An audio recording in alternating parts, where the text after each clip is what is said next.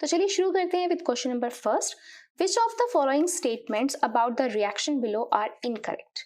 ये आपको 4 स्टेटमेंट दी हुई हैं, 1 2 3 4। अब ये स्टेटमेंट कौन सी इनकरेक्ट है, कैसे पता चलेगा? आपने ये रिएक्शन पढ़नी है। चलिए इस रिएक्शन को देखते हैं। लेड ऑक्साइड में जब हम कार्बन को ऐड करते हैं तो क्या बन जाता है? लेड अलग हो जाता है और कार्बन डाइऑक्साइड अलग हो जाती है। यहाँ से अगर हम देखें, लेड ऑक्साइड जो है उससे लेड बन गया, यानी कि लेड ऑक्साइड की क्या हो चुकी है? रिडक्शन हो चुकी है। Lead oxide is getting reduced, ये तो करेक्ट है, ठीक है। लेकिन हमें ढूंढने कौन से हैं? हमने ढूंढने हैं इनकरेक्ट ढूंढने हैं, ठीक है। आगे चलिए। कार्बन जो है, कार्बन ने ऑक्सीजन गेन कर ली है, ठीक है। जो ऑक्सीजन गेन कर लेता है वो ऑक्सीडाइज्ड हो जाता है, तो यानी कि कार्बन इज गेटिंग ऑक्सीडाइज्ड, ये भी करेक्ट है, ठीक है। अगर अभी तक आप लोगों को ऑक्सीडेशन रिडक्शन नहीं पता क्या होती है, oxidise substance, reduce substance, reducing agent, oxidising agent, अगर ये सब नहीं पता है तो आई सजेस्ट एक बार वो वीडियो जरूर देखिए, जिसका लिंक मैं आई बटन पर डाल रही हूँ। वहाँ से आपके सारे डाउट्स क्लियर हो जाएंगे, ठीक है। तो अब यहाँ पर 2 इंफॉर्मेशन बची, that is lead is getting reduced. Lead तो नहीं रिड्यूस हो रहा था, कौन रिड्यूस हो रहा था? लेड ऑक्साइड रिड्यूस हो रहा था, यानी कि एक तो ये इनकरेक्ट है। Carbon dioxide getting oxidised, carbon dioxide थोड़ी ऑक्सीडाइज हो रही है, कार्बन ऑक्सीडाइज होकर कार्बन डाइऑक्साइड बन रही है, यानी कि ये दोनों इंफॉर्मेशन इनकरेक्ट है। That is A and B. अब ए एंड बी में कौन सा ऑप्शन है आपका? First option. फर्स्ट ऑप्शन जिसके अंदर ए और बी है, ये क्या है? आपके इनकरेक्ट है, बाकी सी और डी करेक्ट है, ठीक है। आगे चलते हैं। सेकेंड क्वेश्चन क्या है? Fe2O3 plus 2 aluminium gives aluminium oxide plus Fe, ठीक है। अब ये कौन सी रिएक्शन का एग्जाम्पल है? ध्यान से देखें। सबसे पहले देखें तो कॉम्बिनेशन रिएक्शंस। कॉम्बिनेशन रिएक्शंस जो होती हैं वो किस टाइप की होती हैं? ए ने रिएक्ट किया बी के साथ, क्या बन गया? ए बी बन गया। ऐसा तो कुछ नहीं हमें दिख रहा, ठीक है। डबल डिस्प्लेसमेंट रिएक्शंस क्या होती हैं? ए बी ने रिएक्ट करा सी डी के साथ, क्या बना दिया? ए सी प्लस डी बी, ठीक है। हमें ऐसा भी कुछ नहीं दिखाई दे रहा, राइट। डीकम्पोजिशन रिएक्शन क्या होती है? ए बी टूटा, किसमें बन गया? ए प्लस बी में टूट बन गया, ये भी नहीं हमें दिख रहा है ऐसा तो। डिस्प्लेसमेंट रिएक्शंस क्या होती हैं? ए ने रिएक्ट किया बी सी के साथ, ए ने डिस्प्लेस कर दिया बी को, क्या बना दिया? ए सी प्लस बी को सेपरेट कर दिया। क्या मुझे ऐसा ऐसा दिख रहा है यहाँ पर? एल्यूमिनियम ने आयरन को डिस्प्लेस कर दिया और क्या बना दिया? एल्यूमिनियम ऑक्साइड और आयरन को सेपरेट कर दिया। इस टाइप की रिएक्शन दिख रही है आपको? जी हाँ। तो ये कौन सी होगी? आपकी डिस्प्लेसमेंट रिएक्शंस। प्लस यहाँ पे मैं एक चीज़ एक्स्ट्रा बताना चाहूँगी आपको। अगर यहाँ पे इस तरीके से होता Fe plus Al2O3 gives what, तो आप यहाँ लिखते नो रिएक्शन। क्यों नो रिएक्शन? क्योंकि जो आयरन है वो कम रिएक्टिव है एल्यूमिनियम से, लेकिन एल्यूमिनियम ज़्यादा रिएक्टिव होने की वजह से उसने आयरन को डिस्प्लेस कर दिया, लेकिन आयरन डिस्प्लेस नहीं कर सकता एल्यूमिनियम को। तो अब आपके माइंड में क्वेश्चन आ रहा होगा कि हमें कैसे पता चलेगा कौन सा ज़्यादा रिएक्टिव है, कौन सा कम रिएक्टिव है? जिसके लिए आप लोगों को क्या लर्न करनी है? रिएक्टिविटी सीरीज लर्न करनी है। ये कौन सी वीडियो में मैंने आपको एक्सप्लेन किया हुआ है, जिसमें ये चारों की चारों रिएक्शन मैंने इन डिटेल आपको बताई हुई है। उसका लिंक भी मैं आई बटन पे डाल देती हूँ। आप ये चारों रिएक्शन वहाँ पे जाकर देख सकते हो और अपने डाउट्स क्लियर कर सकते हो। चलिए करते हैं question number third. Question number third कहता है what happens when dilute hydrochloric acid is added to iron filings. Iron filings का मतलब क्या होता है? आयरन का पाउडर, ठीक है। तो यानी कि डाइल्यूट हाइड्रोक्लोरिक एसिड क्या होता है? HCl। जब हमने इसको रिएक्ट कराया आयरन फिलिंग के साथ, यानी कि आयरन के पाउडर के साथ, तो ये क्या बन गया?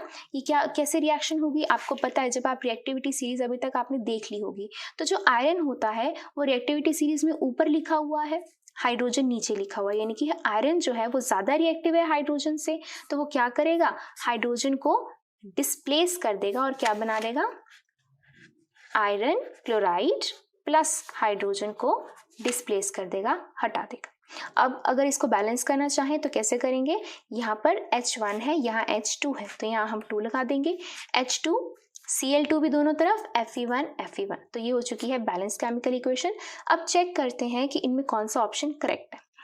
फर्स्ट वन बोल रहा है हाइड्रोजन गैस और आयरन क्लोराइड प्रोड्यूस होंगे। हाँ जी, हमारी हाइड्रोजन गैस और आयरन क्लोराइड ही हमारे प्रोड्यूस हुए हैं, तो ऑप्शन ए इज करेक्ट। बाकी अगर हम ऑप्शन देखें, क्लोरीन गैस थोड़ी निकल रही थी, कोई रिएक्शन, भाई रिएक्शन तो हो रही थी। रिएक्शन कब ना होती, अगर ये इस तरीके से लिखा होता FeCl2 प्लस H2 गिव्स, अब यहाँ कोई रिएक्शन नहीं होती। क्यों? क्योंकि हाइड्रोजन जो है वो कम रिएक्टिव है आयरन से, इसीलिए वो इसको डिस्प्लेस नहीं कर सकता।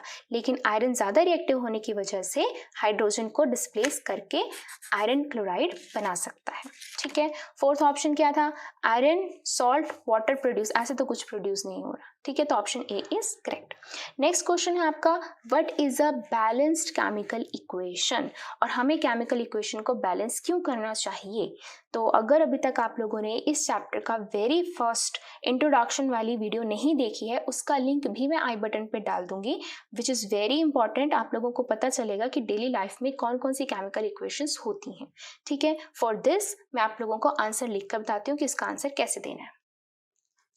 A balanced chemical equation is that which has the same number of atoms of each element on both sides of the arrow.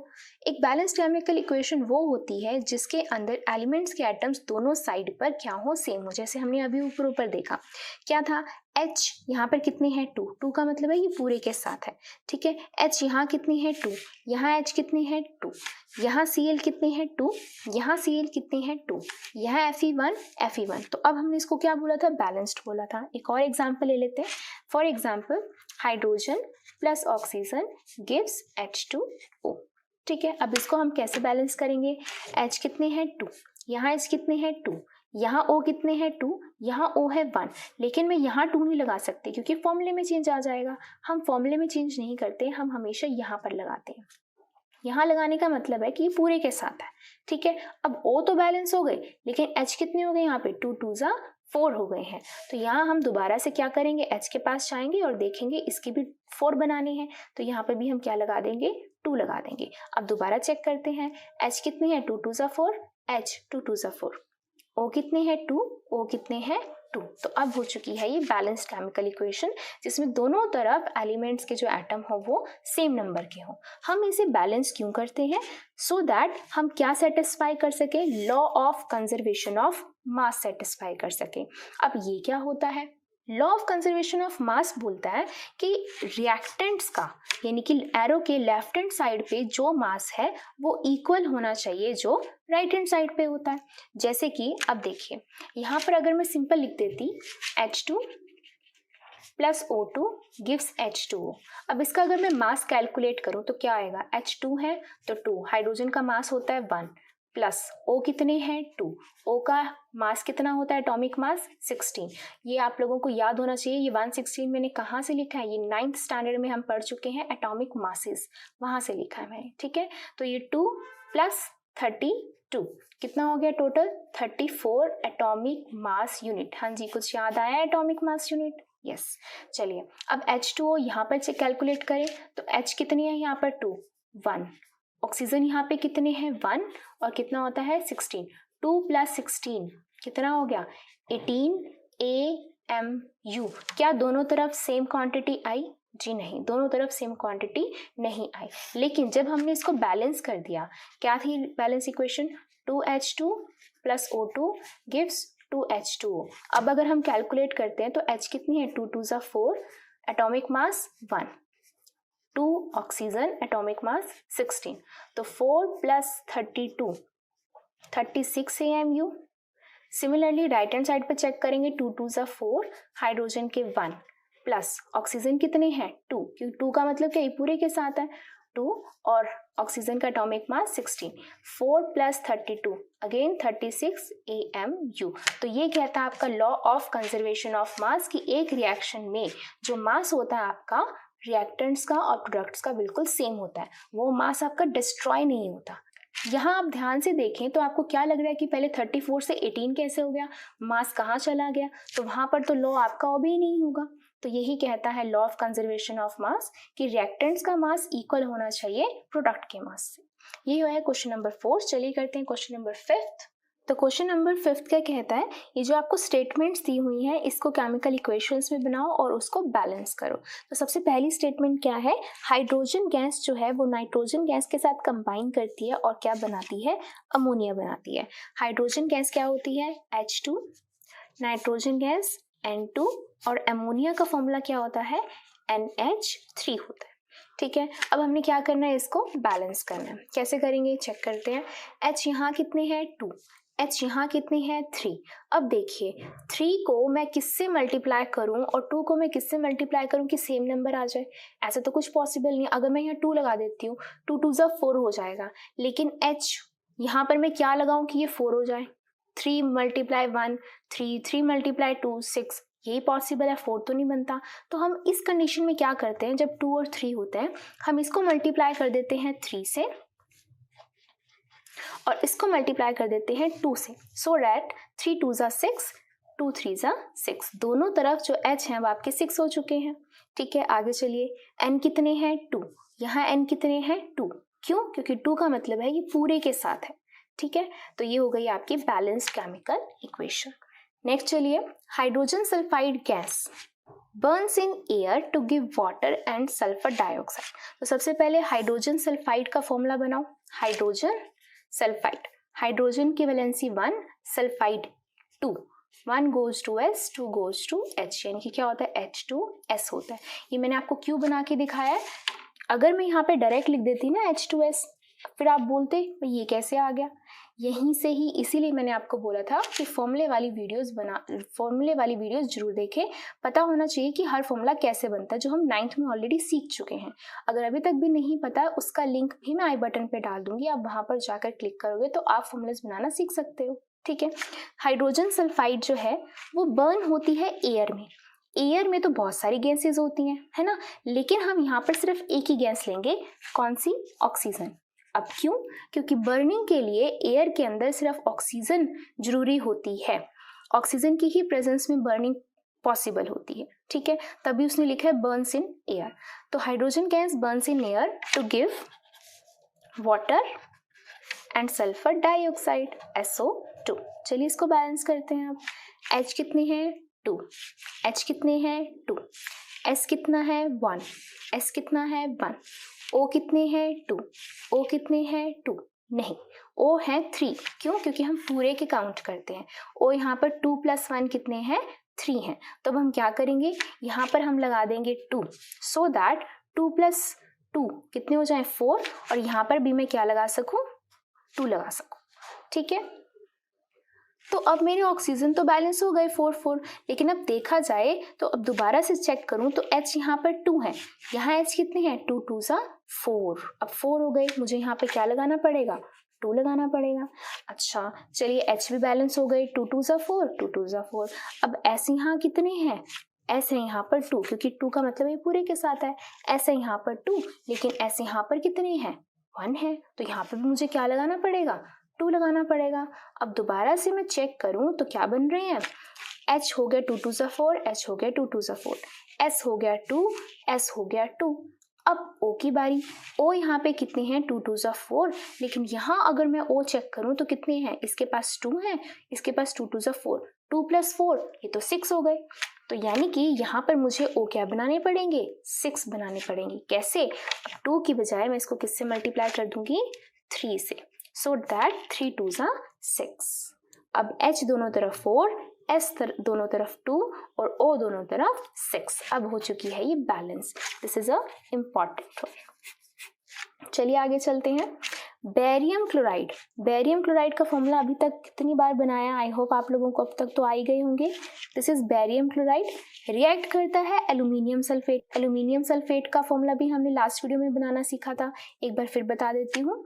Aluminium Al, sulphate SO4, aluminium की वैलेंसी 3, सल्फेट की valency 2, 3 जाता है SO4 के साथ और 2 जाता है Al के साथ, तो क्या बन गया Al2 SO4 की पूरी ब्रैकेट के साथ 3। ठीक है, ये रिएक्ट कर गया एल्यूमिनियम सल्फेट के साथ to give aluminium chloride. And barium sulphate. तो क्या लिखेंगे, एल्यूमिनियम क्लोराइड का formula, barium sulphate is BaSO4। चलिए इसको बैलेंस करते हैं आप, Ba1 Ba1 Cl2 Cl3। जब अभी अभी मैंने आपको बताया था जब 2 और 3 का कॉम्बिनेशन होता है तो हम क्या करते हैं, इसको हम 3 से मल्टीप्लाई कर देते हैं, इसको हम 2 से कर देते हैं, सो दैट 3 2 जा 6 3 2 जा 6 टोटल हो जाए। ठीक है, चलिए दोबारा चेक करते हैं। अब Ba कितने हो चुके हैं, 3 हो चुके हैं। यहाँ पर Ba कितने हैं, 1, तो यहाँ मैं क्या लगा दूंगी, 3। ठीक है, Cl कितने हो चुके हैं, 3 2 जा 6, Cl कितने हैं, 3 2 जा 6। आगे चलिए, एल्यूमिनियम कितने हैं, 2, एल्यूमिनियम कितने हैं, 2।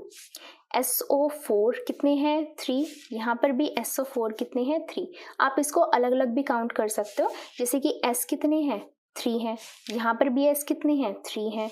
O कितने हैं, 4 3 जा 12, यहाँ O कितने हैं, 3 4 जा 12। ठीक है, आप इसको एक साथ भी काउंट कर सकते हो, अलग अलग भी। तो ये हो गई आपकी बैलेंस्ड केमिकल इक्वेशन। नेक्स्ट चलिए, पोटेशियम मेटल, ये रही पोटेशियम मेटल, रिएक्ट करती है वाटर के साथ यानी कि H2O के साथ, और क्या देती है, पोटेशियम हाइड्रोक्साइड, जिसका फॉर्मूला क्या होता है, KOH प्लस, क्या लिबरेट करती है, हाइड्रोजन गैस। तो ये हो गई हाइड्रोजन गैस। चलिए इसको बैलेंस करते हैं।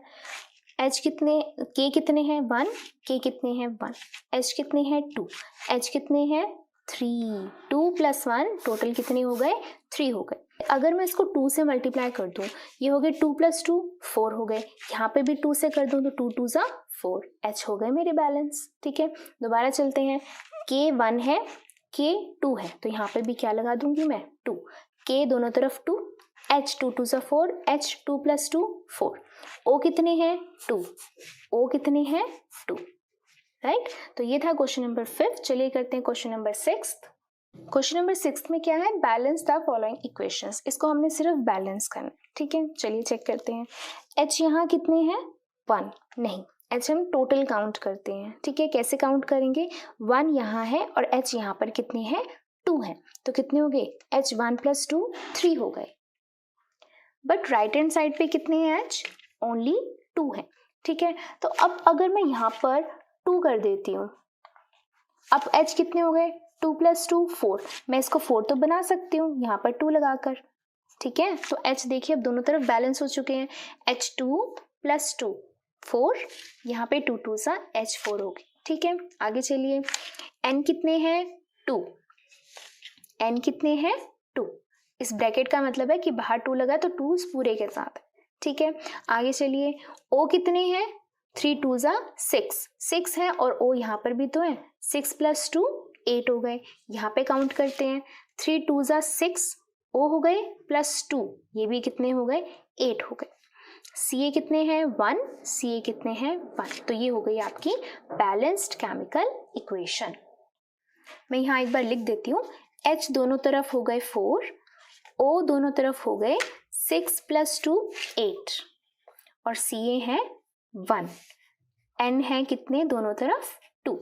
ठीक है, चलिए आगे चलते हैं। अब नेक्स्ट वाले में क्या है, Na1 Na2, तो यहाँ पे हम क्या लगा देंगे, 2 लगा देंगे, Na बैलेंस हो गए। आगे चलिए, O कितने हैं, 2 और यहाँ पर भी 4 है ना, तो 4 + 2 6, यहाँ चेक करते हैं 4, लेकिन यहाँ तो 1 है, हम क्या करेंगे यहाँ पर लगा देंगे 2, 4 + 2 कितने हो गए, 6 हो गए।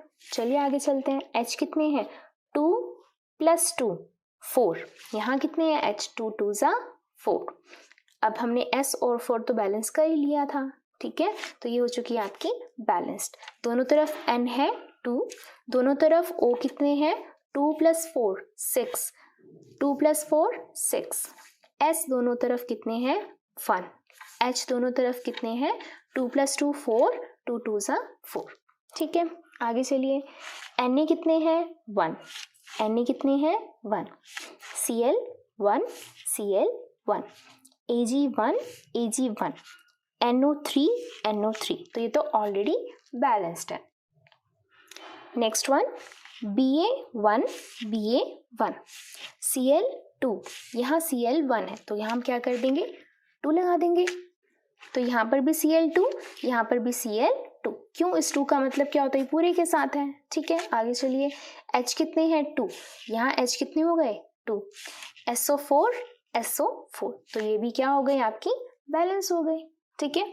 आगे चलिए, right balanced equation for the following reactions. अब 7th क्वेश्चन में हमने इक्वेशंस पहले लिखनी है और फिर उसको बैलेंस करना है, ठीक है। अब कैल्शियम हाइड्रोक्साइड, मैं तो लिख देती हूँ फॉर्मूला CaOH होल ट्वाइस, लेकिन आपको तो नहीं पता कैसे बना, जिसके लिए मैं आपको बार बार बोल रही हूँ फॉर्मूले बनाने सीखो। मैं एक बार यहाँ पे दोबारा बना देती हूँ। कैल्शियम Ca, हाइड्रोक्साइड होता है OH, कैल्शियम की वैलेंसी 2 और OH के ऊपर साइन कौन सा है? -1 का, तो इनकी इसकी वैलेंसी हो गई 1। तो 2 गया OH के साथ, 1 गया Ca के साथ, तो ये हो गया Ca। OH के साथ 2 है तो पूरी तरफ क्या लग जाएगा? होल ट्वाइस लग जाएगा, ठीक है। सिमिलरली ये रिएक्ट करते हैं कार्बन डाइऑक्साइड के साथ, क्या बनाते हैं? Calcium carbonate. तो कैल्शियम कार्बोनेट क्या होता है? कैल्शियम कार्बोनेट, इसकी वैलेंसी 2, इसकी वैलेंसी 2, 2 से 2 cancel, 1 1, 1 goes to CO3, 1 goes to Ca, तो क्या बन गया? CaCO3। तो ये कैल्शियम कार्बोनेट प्लस वाटर, ठीक है। इसको बैलेंस करते हैं। Ca कितने हैं? 1, Ca कितने हैं? 1, O कितने हैं? 2 + 2 4, यहाँ O कितने हैं? 1 + 3 4, ठीक है। H कितने हैं? 2, H कितने हैं? 2, C कितने हैं? 1, C कितने हैं? 1, ये तो ऑलरेडी बैलेंस्ड है, राइट। नेक्स्ट चलते हैं, zinc plus silver nitrate. Zinc क्या होता है? Zn, और सिल्वर नाइट्रेट का फॉर्मूला क्या होता है? जैसे हमने ये फॉर्मूले बनाए वैसे सिल्वर नाइट्रेट होता है AgNO3, दोनों की वैलेंसी 1 1 होती है, इसलिए इसका फॉर्मूला बन गया AgNO3।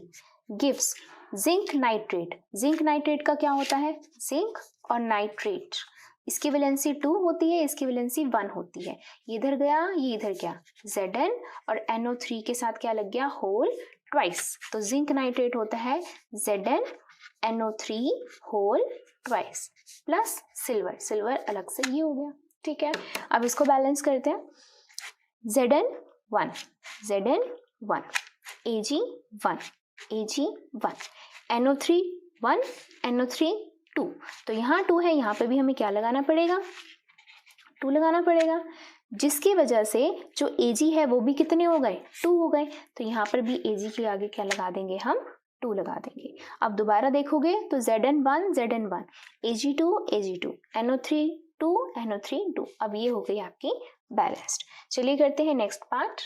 C पार्ट क्या कहता है? एल्यूमिनियम Al, वो रिएक्ट करता है कॉपर क्लोराइड के साथ, कॉपर की वैलेंसी 2, क्लोरीन की वैलेंसी 1, तो इसका फॉर्मूला बन गया CuCl2।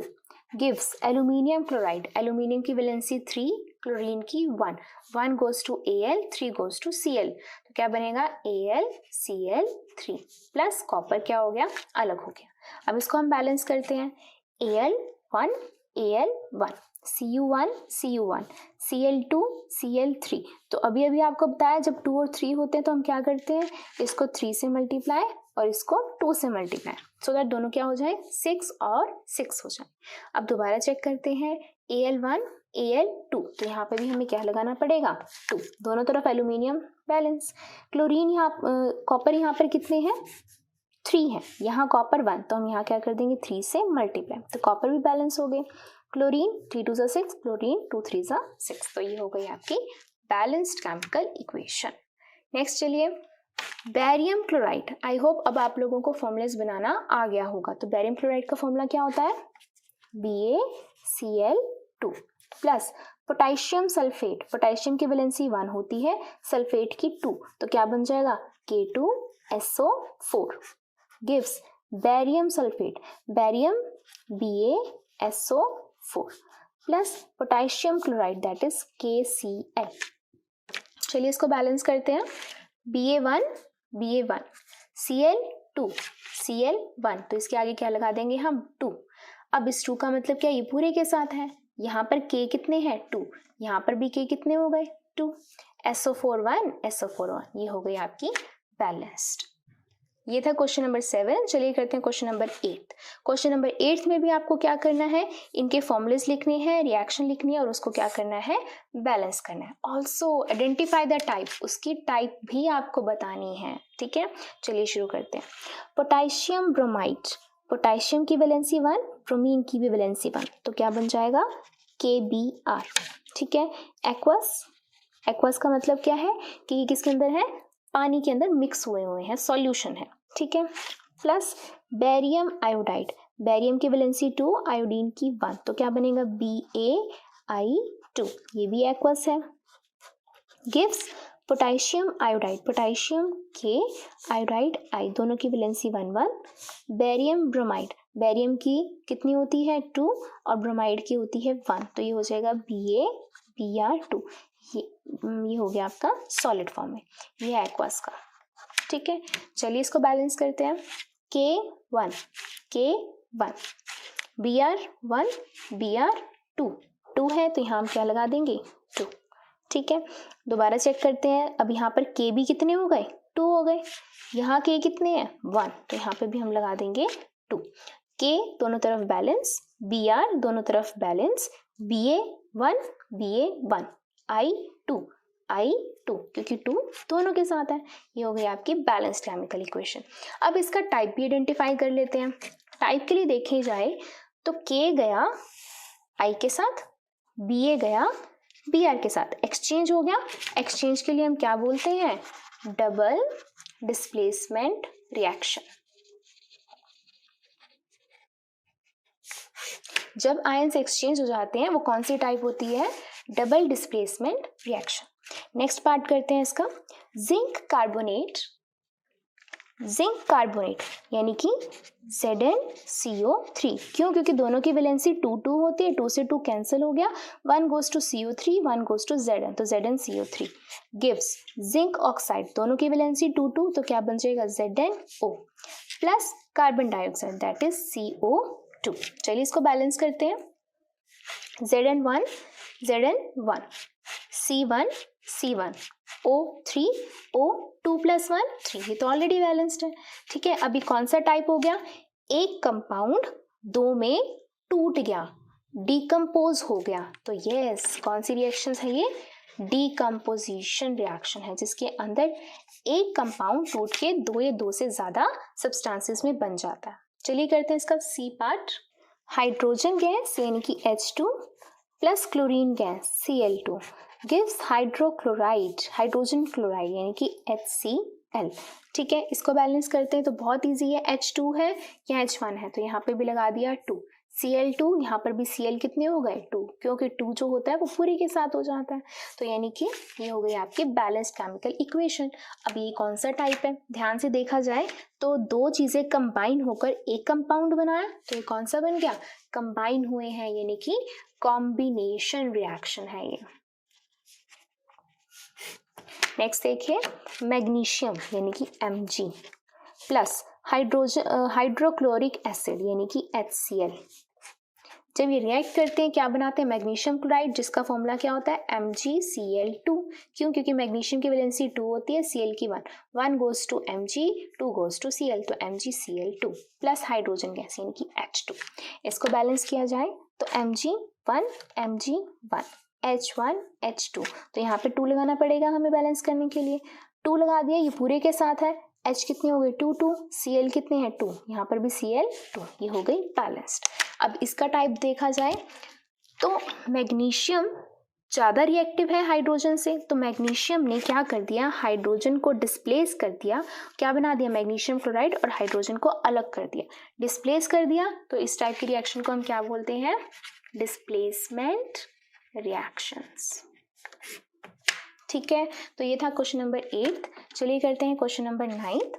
What does one mean by exothermic endothermic reactions. सबसे पहले नाम से ही आपको पता चल रहा है कि एक्सोथर्मिक यानी कि एग्जिट ऑफ हीट, जिन रिएक्शंस के होने के बाद उसमें से काफ़ी सारी हीट प्रोड्यूस होती है, हीट निकलती है, हीट एग्जिट होती है, उन्हें हम बोलते हैं exothermic. On the other hand endothermic यानी कि इन्वॉल्व होना, जिन रिएक्शंस को करवाने के लिए हमें हीट देनी पड़ती है, उसे हम बोलते हैं एंडोथर्मिक रिएक्शंस। ठीक है, अब इसको हम क्या करेंगे, डिफाइन करते हैं। When heat is evolved, यानी कि हीट जब निकलती है एक रिएक्शन के टाइम पर, उसे हम बोलते हैं एक्सोथर्मिक। जैसे कि हमने क्विक लाइम के अंदर जब हमने वाटर डाला था तो क्या बन गया था, स्लेट लाइम, और क्या निकली थी, बहुत सारी हीट।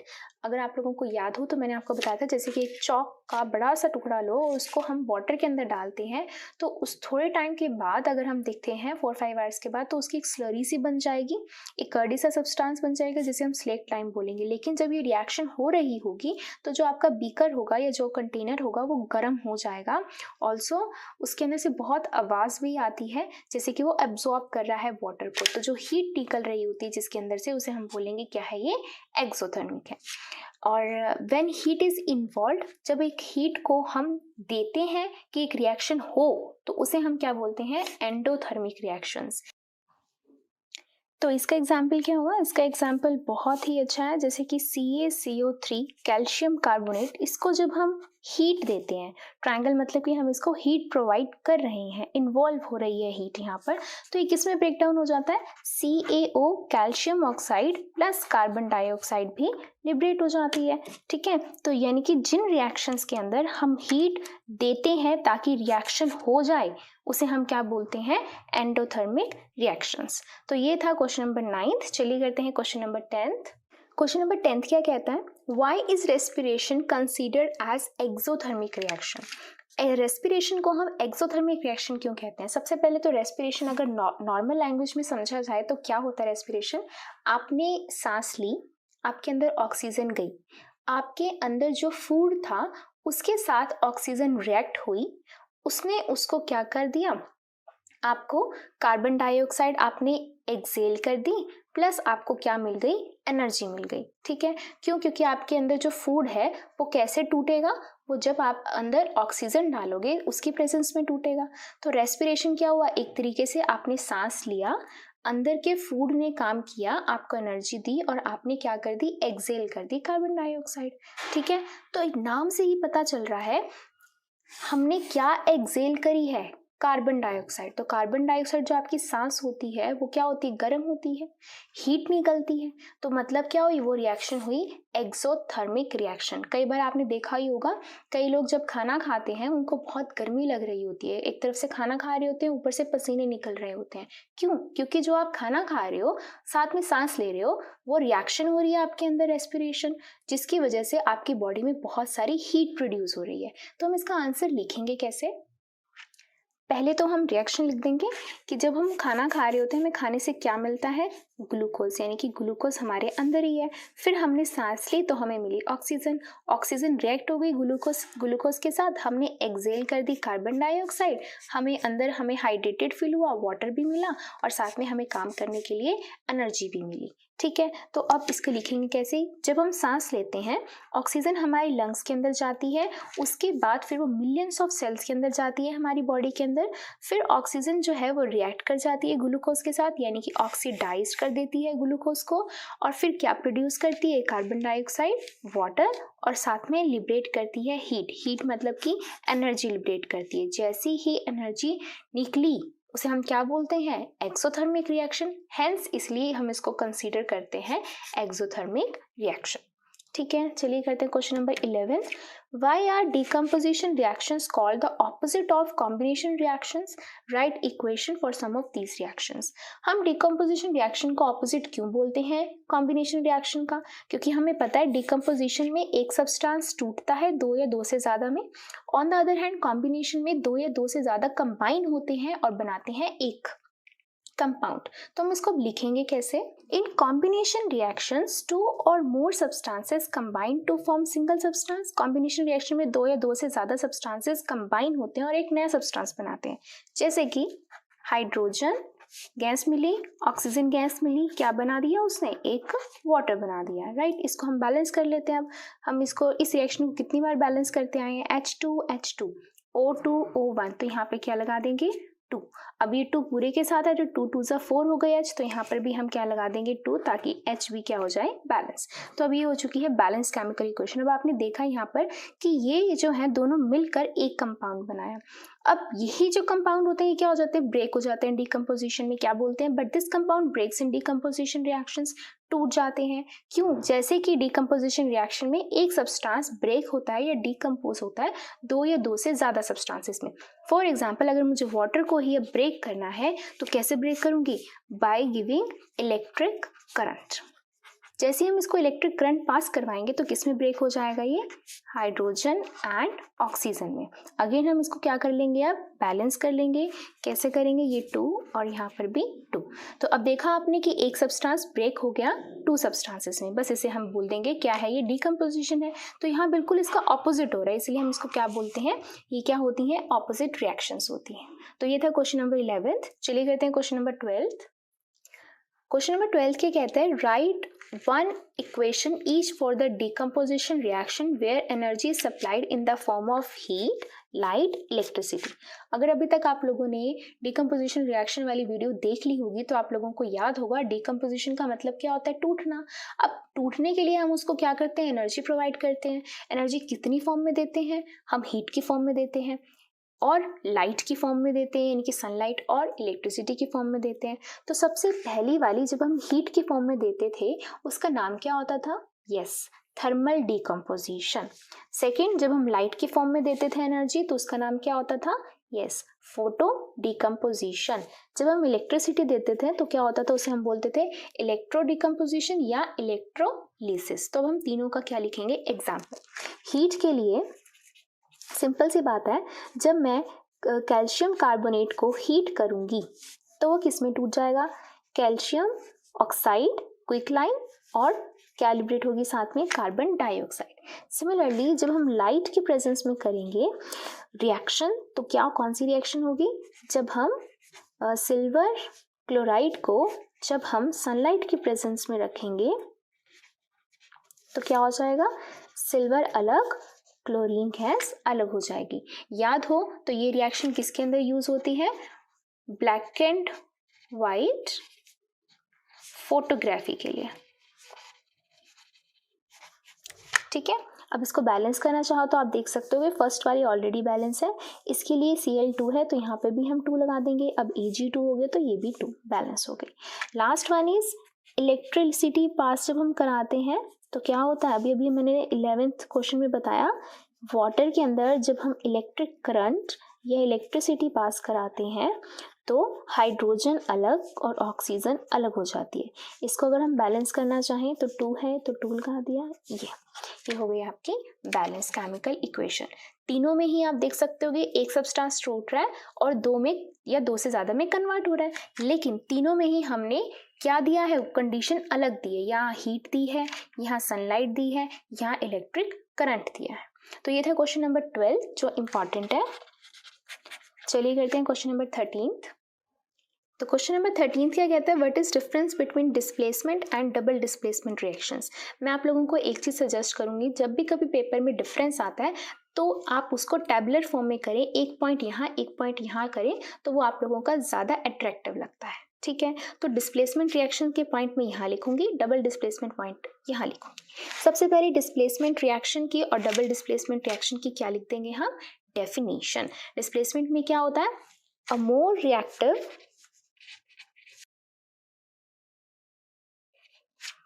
एक मोर रिएक्टिव एलिमेंट डिस्प्लेस करता है लेस रिएक्टिव एलिमेंट को उसके कंपाउंड से, ठीक है, इसीलिए हम उसको क्या बोलते हैं, डिस्प्लेसमेंट रिएक्शन। जबकि डबल डिस्प्लेसमेंट रिएक्शंस में क्या होता है, there is always the exchange of the ions between the substances. तो हम कैसे लिखेंगे इसको, exchange of ions takes place between the compounds to form new products, ठीक है, यानी कि इसके अंदर एक्सचेंज होता है। अब सेकेंड पॉइंट में एग्जाम्पल देंगे और इसकी जो डेफिनेशन लिखी है वो और ज़्यादा आपको इंफॉर्मेटिव लगेगी। कैसे, एक मोर रिएक्टिव एलिमेंट यानी कि जैसे कि जिंक ले लो और ये हो गया कॉपर सल्फेट। अब रिएक्टिविटी सीरीज अगर आपने लर्न कर ली है तो आपको पता होगा जिंक जो है वो कॉपर के ऊपर है, यानी कि जिंक जो है वो ज़्यादा रिएक्टिव है कॉपर से, तो क्या करेगा, जिंक कॉपर को डिस्प्लेस कर देगा कॉपर सल्फेट से और क्या बना देगा, जिंक सल्फेट, और कॉपर अलग हो जाएगा। सिमिलरली अगर हम डबल डिस्प्लेसमेंट की बात करते हैं, एक्सचेंज ऑफ आयंस होता है। एक्सचेंज ऑफ आयंस के लिए हमने जैसे for example barium chloride plus sodium sulphate, तो ये क्या बन जाएगा, ये पॉजिटिव इसके नेगेटिव के साथ, ये पॉजिटिव इसके नेगेटिव के साथ, तो BaSO4 प्लस NaCl बन जाएगा। इसको बैलेंस करेंगे तो ये हो जाएगा 2। तो आपने देखा होगा ये क्या हो चुका है, एक्सचेंज ऑफ आयंस हो चुका है। ठीक है, इसमें क्या लिखेंगे, third reaction, no precipitation reaction occur, इसके अंदर कोई प्रेसिपिटेशन रिएक्शन नहीं होती है। यहाँ लिखेंगे प्रेसिपिटेशन रिएक्शन अकर्स, इसके अंदर प्रेसिपिटेशन रिएक्शन होती है। अब यहाँ कौन सी प्रेसिपिटेट है, BaSO4 प्रेसिपिटेट है। ठीक है, अब क्या होती है प्रेसिपिटेट्स, प्रेसिपिटेट एक ऐसा सब्सटेंस जो होता है इनसोल्यूबल। इनसोल्यूबल का मतलब क्या है कि वो जो हमें सॉल्यूशन के अंदर, जैसे मान लो ये टेस्ट ट्यूब है, इसके अंदर पूरा का पूरा सॉल्यूशन था, नीचे हमें कुछ ऐसा एक सब्सटेंस मिल गया जो घुल नहीं रहा है सॉल्यूशन के अंदर, डिसॉल्व नहीं हो रहा है, तो उसे हम क्या बोलेंगे, PPT यानी कि प्रेसिपिटेट। प्रेसिपिटेट, तो इस रिएक्शन में हमें प्रेसिपिटेट मिली है बेरियम सल्फेट की। तो ये था difference between displacement, double displacement. चलिए करते हैं क्वेश्चन नंबर 14। क्वेश्चन नंबर 14 क्या कहता है, in the refining of silver, silver को हम रिफाइन करते हुए, रिफाइन का मतलब किसी सब्सटेंस से, किसी कंपाउंड से हमने सिल्वर को अलग करना है। The recovery of silver from silver nitrate solution involve displacement of copper metal. हमें रिएक्शन लिखनी है, यानी कि हमें बोला है कि हमने सिल्वर निकालनी है किस में से, सिल्वर नाइट्रेट में से। कैसे, कॉपर के साथ उसकी डिस्प्लेसमेंट करा के। तो सबसे पहले कि सिल्वर नाइट्रेट का क्या फॉर्मूला होता है, AgNO3, ये होगी सिल्वर नाइट्रेट। इसकी हमने रिएक्शन करानी है कॉपर के साथ। अब अभी तक आप लोगों ने रिएक्टिविटी सीरीज तो लर्न कर ली होगी।